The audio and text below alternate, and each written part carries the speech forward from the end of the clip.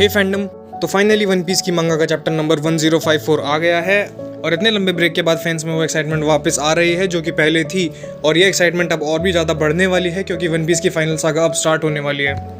तो बस अब जल्दी से स्टार्ट करते हैं। Chapter 1054 the flame emperor. तो चैप्टर की शुरुआत वानो के फ्लावर कैपिटल से होती है जहाँ पे वानो के लोग उस फेस्टिवल को बहुत ही ज़्यादा एंजॉय कर रहे होते हैं। और इसी बीच हमें दिखाया जाता है कि वानो के फ्लावर कैपिटल की तरफ ग्रीन बॉल बढ़ रहा है और वो ये सोच रहा है कि ऐसी एबिलिटी जिससे दूसरे लोग इन्फ्लुएंस हों ये बहुत ही कम देखने को मिलती है। और इतने में वहाँ पे डेंजरो के साथ साथ राइजो, शिनोबू, इनुआराशी, नेकोमामुशी और कावामात्सु द काप्पा आ जाते हैं। और ग्रीन बुल उन्हें देख के ये बोलता है कि समुराइज यहाँ से भाग जाओ जब तक तुम्हारे पास मौका है। राइजो उसे देख के ये बोलता है कि एक मरीन, और डेंजरो उसे देख के ये बोलता है कि ये लूफी का एनिमी है फ्रॉम द आउटसाइड वर्ल्ड। और ग्रीन बुल उनसे बात करता करता अपनी पावर्स को यूज़ करना स्टार्ट कर देता है। और ग्रीन बुल उन्हें बोलता है कि तुम लोगों को बाहर की दुनिया के बारे में पता ही क्या है, सेलेस्टियल ड्रैगन्स इस दुनिया के गॉड्स हैं और तुम जैसी कंट्री जो कि वर्ल्ड गवर्नमेंट से बिल्कुल भी कनेक्टेड नहीं है उसके बिल्कुल भी राइट्स नहीं हैं। सॉरी, पर इसी तरह से दुनिया काम करती है। ग्रीन बुल अपने हाथों से तरह तरह के पेड़ पौधे उगाना शुरू कर देता है और उन समुराइज पे हमला कर देता है। और वो उन्हें बोलता है कि इस फॉरेस्ट फ्रूट ने मुझे एक फॉरेस्ट मैन बना दिया है। मेरी लोगिया पावर्स ही खुद नेचर है और ये एक ऐसा सोर्स है लाइफ का जो कि खुद सी को राइवल करता है। और फिर वो उनसे लड़ता लड़ता उन्हें ह्यूमैनिटी पे लेसन देने लगता है। सिंपल शब्दों में बोलूँ तो वो उन्हें कहता है कि हमें जीने के लिए लोअर क्रीचर्स बनाने पड़ते हैं और हर कोई वानो जैसी कंट्री को नीचा दिखा के ही अब तक सरवाइव कर पाया है।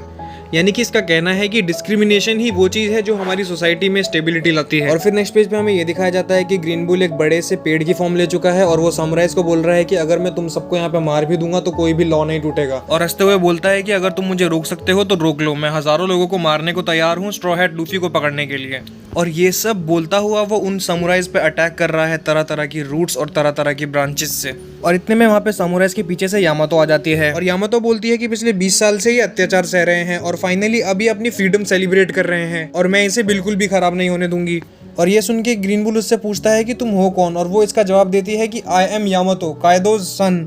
और यामातो उस पे हमला करते हुए बोलती है कि every word you just said makes me sick. और इतने में वहाँ पे मोमोनोसुके अपनी ड्रैगन फॉर्म में आता है और बोलता है कि वेल सेड यामातो। और यामातो ये भी बोलता है कि हमारी कोई भी इंटेंशन नहीं है, हम तुझे एक उंगली भी रखने देंगे अपने रिकवरिंग हीरोज के ऊपर। और फिर तुरंत से ब्लास्ट ब्रेथ, यानी कि मोमोनोसुके कोशिश करता है कि वो कायदो का वो ब्लास्ट ब्रेथ वाला अटैक कॉपी कर सके लेकिन वो नहीं कर पाया। ये देख के कि उसका अटैक एक फेलियर था तो मोमोनोसुके ग्रीन बुल की तरफ भागता है और उसकी बॉडी पे बाइट कर लेता है और वो उसे फ्लावर कैपिटल से दूर लेके जाने की कोशिश करता है। और वो बोलता है कि मैं लोगों का वो डर वापस नहीं आने दूंगा, मैंने ये शपथ ली थी। मोमोनोसुके को रोकने के लिए ग्रीन बुल उसकी पूरी बॉडी को जाइंट ब्रांचेस में जकड़ लेता है। और ये देख के यामातो कोशिश करती है कि वो उसकी हेल्प करे लेकिन मोमोनोसुके तो ये बोल देता है कि Yamato stay out of this.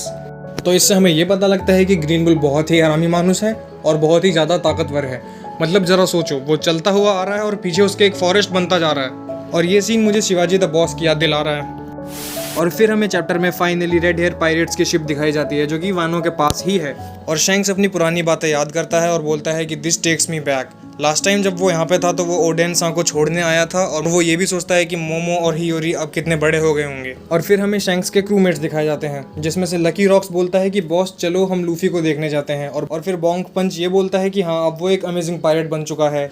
और यासोप ये बोलता है कि हैंग ऑन, मैं अभी उसॉप को देखने के लिए रेडी नहीं हूँ।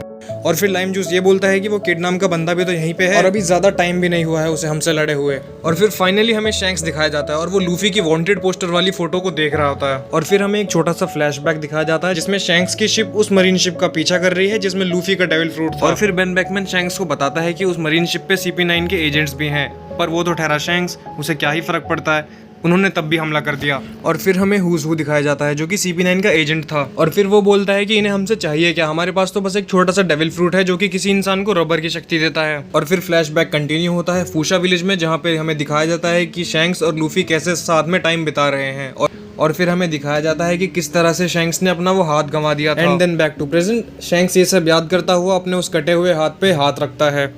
और फिर हमें शैंक्स के कुछ नए क्रू मेंबर्स दिखाए जाते हैं जो कि ये देख के हैरान हो जाते हैं कि शैंक्स और लूफी एक दूसरे को जानते हैं।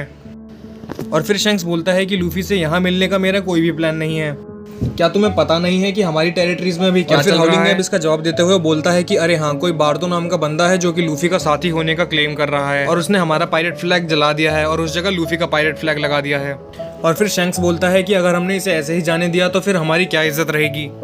और फिर शेंक्स एक टेबल पे बैठता है जिस पे बेन बेकमैन भी बैठा हुआ था और अपने लिए एक साके का कप सर्व करता है।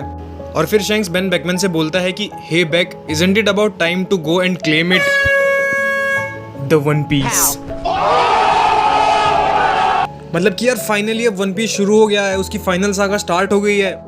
तुम्हारा तो पता नहीं, लेकिन मैं बहुत ज्यादा एक्साइटेड हूँ इसके लिए। चैप्टर में नेक्स्ट सीन हमें नेवी हेडक्वार्टर का दिखाया जाता है, जहाँ पे कोई मरीन अकाइनू को बोल रहा है कि हम रेवोल्यूशनरीज को वो नहीं करने दे सकते जो उनका मन चाहे। अकाइनू इसका जवाब देते हुए बोलता है कि हाँ मुझे पता है, पर हमारे पास ज्यादा ट्रूप्स नहीं है। और वो साबो द फ्लेम एम्परर अब वो पूरे वर्ल्ड में एक हीरो बन गया है। और फिर तेन से बोलता है कि रिवरी के पार्टिसिपेंट्स में से जो मरा है उन 20 कंट्रीज में से एक का डिसेंडेंट था जिसने 800 साल पहले वर्ल्ड गवर्नमेंट को बनाया, जो कि था नेफेतारी कोबरा। और मुझे यकीन है कि ये रेवोल्यूशनरी आर्मी के लिए एक बहुत बड़ी अचीवमेंट है।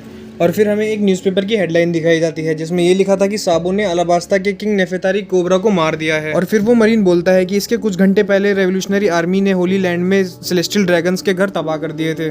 और तो और इन्होंने वर्ल्ड नोबल्स के सिंबल को और डिवाइन ड्रैगन क्लॉ के मॉन्यूमेंट को भी तबाह कर दिया है। ये एक डिक्लेरेशन ऑफ वॉर था और ये सब रोकने के लिए एडमिरल रोक्यूगियो और फूजीतोरा ने चार्ज लिया।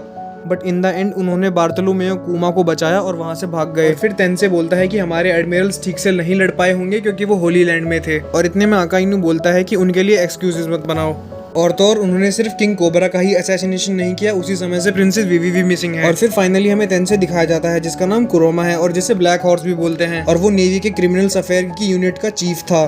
और वो बोलता है कि वी आर स्टिल इन्वेस्टिगेटिंग कि किस तरीके से ये केस कनेक्टेड है। और फिर अकाइनू बोलता है कि अराबास्ता अभी पूरे केओस में होगा और तो और उनकी शिप भी अभी रेड पोर्ट में ही है और ऐसी सिचुएशन में किसी के लिए भी हार्ड होगा उसे वापस ले जाना। और फिर वो कुछ बात कर रहे होते हैं सेंट कार्लोस के अटेम्प्टेड मर्डर के बारे में और सेंट मोसगार्ड्स के क्रिमिनल्स को माफ कर देना।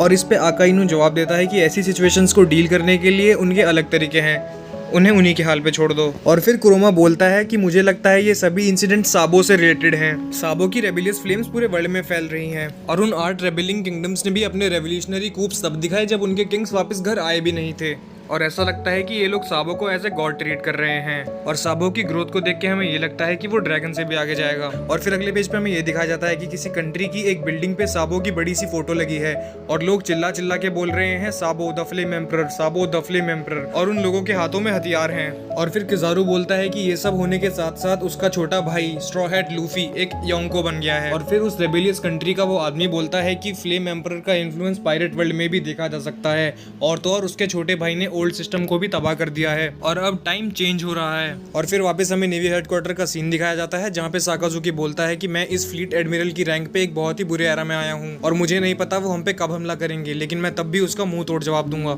और यहीं पे ये चैप्टर खत्म हो जाता है। तो चैप्टर तो खत्म हो गया, लेकिन अब थोड़ी सी बात और कर लेते हैं कि शेंक्स अब वानो में क्या कर रहा है।